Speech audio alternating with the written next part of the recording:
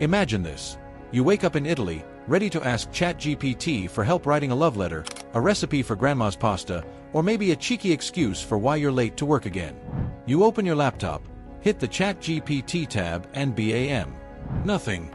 It's gone. Vanished. Not even a ciao or arrivederci.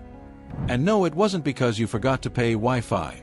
It was because the Italian government literally pulled the plug. This is the story of how ChatGPT got banned in Italy, why it happened, what it cost, and why it matters.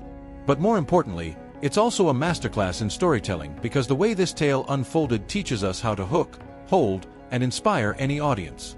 And yes, we'll throw in some laughs, because what's a ban on AI without a little human comedy? The day ChatGPT disappeared.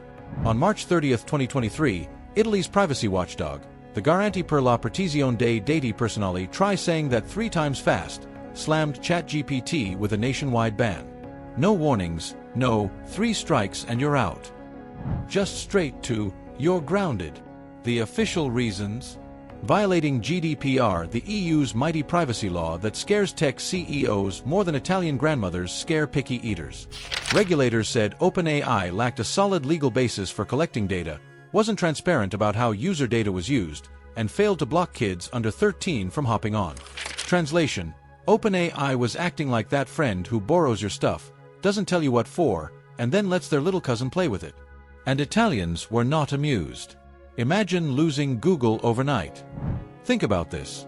If Google suddenly disappeared from your country tomorrow, would your productivity crash? Exactly. That's what happened here. ChatGPT wasn't just a toy. It was already the quiet coworker everyone relied on, and pulling it away caused chaos. Chaos in the boot-shaped peninsula. The immediate fallout was wild. Italians panicked. Coders lost their assistant, students lost their essay buddy, and content creators lost their late-night brainstorming partner. VPN searches spiked as desperate users scrambled for ways back in, proving once again that humans will do anything for convenience, including breaking their own laws about privacy to use a privacy-violating AI. Irony: thy name is Italy. And the numbers tell the story. Researchers found that Italian developers' output on GitHub dropped by almost 50% in the 2 business days after the ban. 50%. Imagine you're on a treadmill running at full speed and someone yanks the plug. You're still moving, but you're face planting. That's how it felt for Italian coders.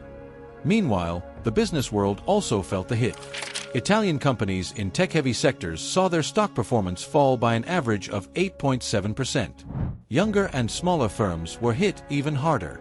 Investors weren't waiting for the details. They saw ChatGPT banned and instantly assumed Italian innovation had just taken a vacation. Breaking news: productivity takes a pizza break. Seriously, picture it. Stock markets tumble, productivity plummets, and all because Italians couldn't ask a chatbot how to fix their Python code or write a breakup text. If you ever doubted AI's value, here was living proof. The real reasons behind the ban. Okay, let's peel the onion. Privacy was the headline, but underneath were deeper fears. First, GDPR. OpenAI argued it had legitimate interest in scraping publicly available data to train ChatGPT. Regulators said, nope, not good enough. In the EU, you either ask for permission or you go to data jail. Legitimate interest is fine for things like mailing someone a reminder about their dentist appointment. Not so much for feeding people's personal info into a global AI brain. Second, transparency. People didn't know what data was being collected, how it was stored, or what they could do about it. GDPR gives Europeans strong rights, like the ability to delete their data, but users weren't seeing those options clearly. Third, and most politically powerful, was kids. The Garanti argued that without real age checks, a 12-year-old could be using ChatGPT to generate adult-level content or worse, to learn how to write malware. Suddenly, this wasn't about nerdy legal clauses. It was about children. And when regulators wave the "think of the children" card, game over. The law that even scares Google. Quick humor break. GDPR fines can reach up to 4% of a company's global turnover. That's not pocket change. That's sell your yacht money. So when Italy said OpenAI was in violation, trust me, everyone in Silicon Valley started sweating like they were being quizzed in Italian.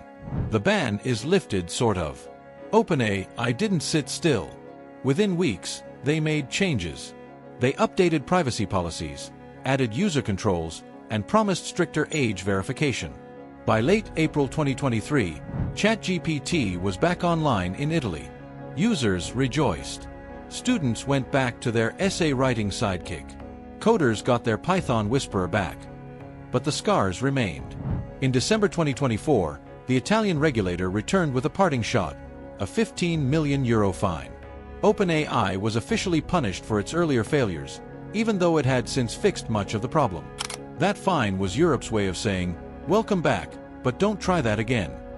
When in Rome, don't break privacy laws. If you ever wondered whether Europe takes its privacy seriously, here's your proof. They'll fine you the price of 30 Ferraris just to make a point. The ripple across Europe. Italy's move didn't stay in Italy. France, Germany, and Ireland all started scrutinizing ChatGPT after the ban.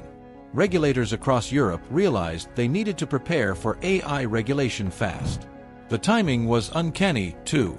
Around the same period, prominent tech leaders including Elon Musk and Steve Wozniak signed an open letter calling for a 6-month pause on training advanced AI systems. The Italian ban became Exhibit A in the case for slowing down AI. The irony? Italy, often caricatured as laid-back and bureaucratic, was suddenly the bold leader in global AI regulation. Who knew the land of pizza and opera would be the first to ground Silicon Valley's golden child? The first domino. Think of Italy's ban like the first domino. Once it tipped, everyone else leaned in to see which domino would fall next. Lessons for storytellers. Now here's where this gets good for you. The way this story unfolded is the perfect example of storytelling in action. Notice the structure. It begins with shock. ChatGPT disappeared overnight. Then it builds curiosity. What rule did it break? Then it delivers data. 50% productivity drop, 8.7% stock dip, €15 million fine. And finally, it ends with meaning. What does this all say about our future? That's storytelling gold. If you're a beginner, the lesson is clear. Start with a hook that surprises your audience. If you're experienced, go deeper by weaving human emotion like the image of students panicking without their essay helper. And for everyone, numbers are your friend.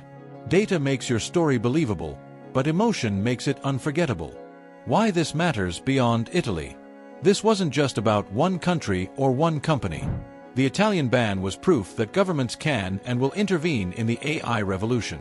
It showed how fragile our digital tools are, how dependent we've already become, and how the balance of power between innovation and regulation will define the next decade. For businesses, the lesson was brutal. AI isn't just cool, it's necessary. Removing it, even for a month, costs money, time, and competitive edge. For creators, the message was clear.